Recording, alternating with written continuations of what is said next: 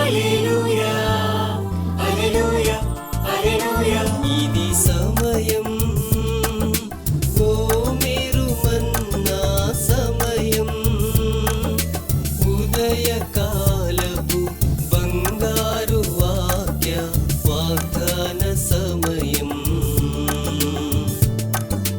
ఆదరించి బలపరచే ఓ మేరు మన్నా, మార్గం చూపి నడిపించే ఓ మేరు మన్నా, వాక్య వాగ్దాన సమయం, ఓ మేరు మన్నా సమయం.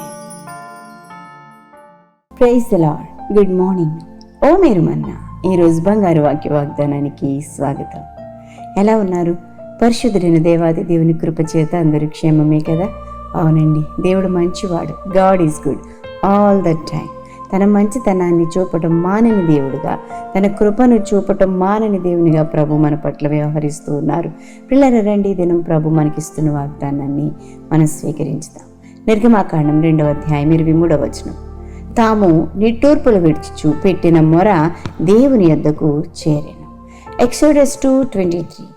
The children of Israel groaned, they cried out, and their cry came up to God. దేవునికి మహిమ కలుగును గాక. ప్రియ దేవుని బిడ్డలారా, అద్భుతమైన వాగ్దానం ఇక్కడ ఉందండి. అవును, మన దేవుడు మన మొరలను ఆలకించే దేవుడండి. ఆయన జాలిగల దేవుడు, కనికరం కలిగిన తండ్రి అండి ఆయన. దేవునికి స్తోత్రం. మన పట్ల ఎనలేని కనికరాన్ని చూపే దేవుడుగా ఉన్నాడు. నువ్వు వేడిస్తే ఆయన చూస్తూ ఊరుకోడండి. నువ్వు అంగలారిస్తే ఆయన మౌనంగా ఉండే దేవుడు కాదు, కరిగిపోతాడండి. ప్రియ దేవుని బిడ్డలారా, నువ్వు పిలిస్తే పలికే దేవుడండి. నువ్వు ఏడిస్తే చూస్తూ ఉండలేని దేవుడండి. ఆయన కూడా ఏడుస్తాడండి. ప్రియ దేవుని బిడ్డలారా, యేసు కన్నీళ్లు విడిచినన్న మాట మనం పరిశుద్ధ లేఖనాల్లో చూస్తూ ఉంటాం. మార్తా మరియ లాజరు విషయాలలో. ప్రియ దేవుని బిడ్డలారా, చూడండి, ప్రభువు తాను చేసిన ఒడంబడికను, తాను చేసిన నిబంధనను మీరే దేవుడు కాదు, మర్చిపోయే దేవుడు కాదు. ఇక్కడ ఇశ్రాయేలు ప్రజలు తాము నిట్టూర్పులు విడుస్తూ ఉన్నారు. అయ్యో, మా పరిస్థితి ఇలా అయిపోయింది ఏమిటి, దిగజారిపోయింది ఏమిటి, ఇంతగా దుర్భరమైన జీవితంలో మేము ఉన్నామేమిటని నిట్టూర్పు విడుస్తూ దేవునికి మొరపెట్టుకున్నారట. అయితే ప్రభు తాను చేసిన నిబంధనను జ్ఞాపకం చేసుకున్నాడు. ఎప్పుడు చేశాడు ఆయన నిబంధన? అబ్రహాముకు దేవుడు నిబంధన చేశాడు. నువ్వు ఇక్కడి నుంచి బయటికి రా, నేను నిన్ను మరి పాలు తేనెలు ప్రవహించే దేశంలో తీసుకుని వెళ్తాను అని చెప్పి ప్రభు వాగ్దానం చేశాడు. మరి ఇక్కడ వీరు చిక్కుకుపోయారండి, బాధను అనుభవిస్తూ ఉన్నారండి. ఆ సమయంలో వారు మొరపెట్టారు. దేవుడు తాను చేసిన ఒడంబడికను ఆయన జ్ఞాపకం చేసుకున్నాడండి. ఆ ఆదికాండం గ్రంథం 12వ అధ్యాయం 1-2-3 వచనాలలో చూసినప్పుడు దేవుడు అబ్రహాంకి నిబంధన చేశాడు, ఒడంబడిక చేశాడండి అబ్రహాంతో. అబ్రహాం దానిని ఆచరణలో పెట్టాడు. తండ్రి దాన్ని మర్చిపోలేదు. ప్రియ దేవుని బిడ్డ, ప్రియులరా, ప్రభు ఆకాశం నుండి చూస్తూ ఉన్నాడండి. మనము ఆయన మరి మొర్ర వింటున్నాడా లేదా అని చెప్పి సందేహపడవలసిన అవసరత ఏమాత్రం లేదు.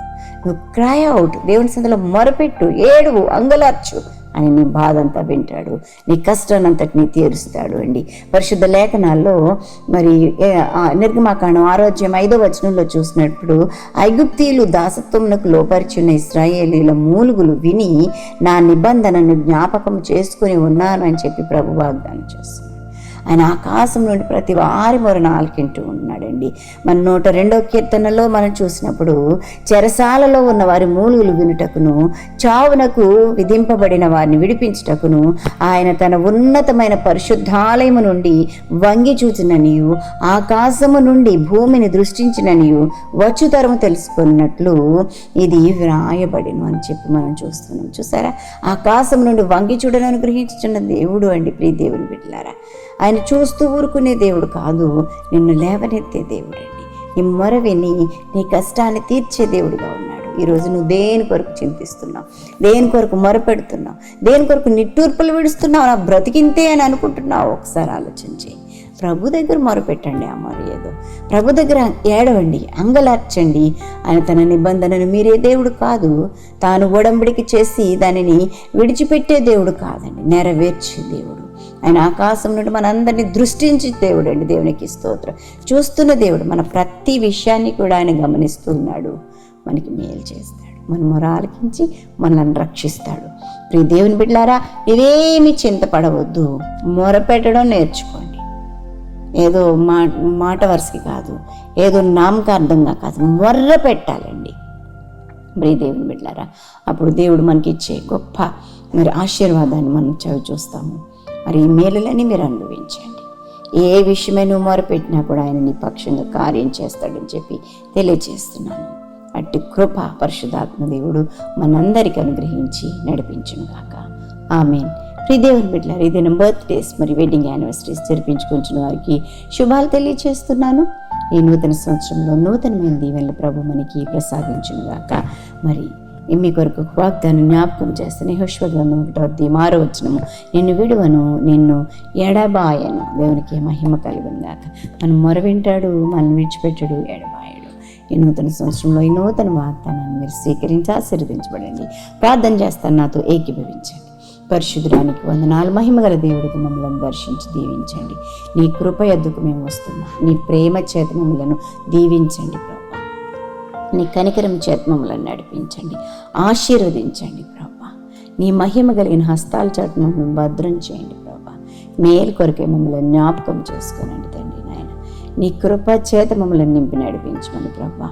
నాయన ప్రత్యేకించి ప్రభు దీని దీవెనలన్నీ అనుగ్రహించండి తండ్రి. నీ వాగ్దానం చేస్తావు తండ్రి. నీకు మొర వినే దేవుడుగా ఉన్నావు ప్రభా. మా నిట్టూర్పులు వినే దేవుడుగా ఉన్నావు ప్రభా. కార్యం చేయండి.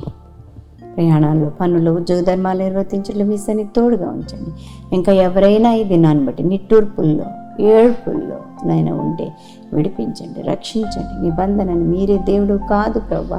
కార్యం చేయండి ప్రభా. రోగాలను బాపండి తండ్రి. నాయన వాగ్దానాలను నెరవేర్చండి దేవానికి స్తోత్రం. సమస్యల నుంచి లేవనెత్తండి ప్రభా. బిడ్డల పట్ల అద్భుతాలు జరిగించండి. చిన్న బిడ్డలు, యవ్వన బిడ్డలు, వృద్ధులు, పెద్దలు, నడు వయస్కులను ప్రభా నిర్దయగల హస్తాలకు అప్పగిస్తున్నాను తండ్రి. ఆదరణ లేక కొట్టుమిట్టాడుతున్న బిడ్డలకు ఆదరణ దయచేసి మహిమ పొందుకోమని, గొప్ప భవిష్యత్తు బిడ్డలకు అనుగ్రహించండి.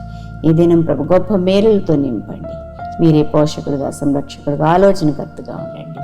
ఆయుష్ను, ఆరోగ్యమును, గౌరవ ప్రభావంతో నింపి నడిపించమని యేసు నామం అడిగి వేడుకుంటూ ప్రార్థన చేయుచున్నాము తండ్రి.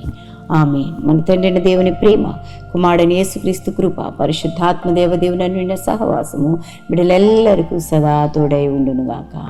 ఆమేన్. Amen. Have a blessed day. God bless you all.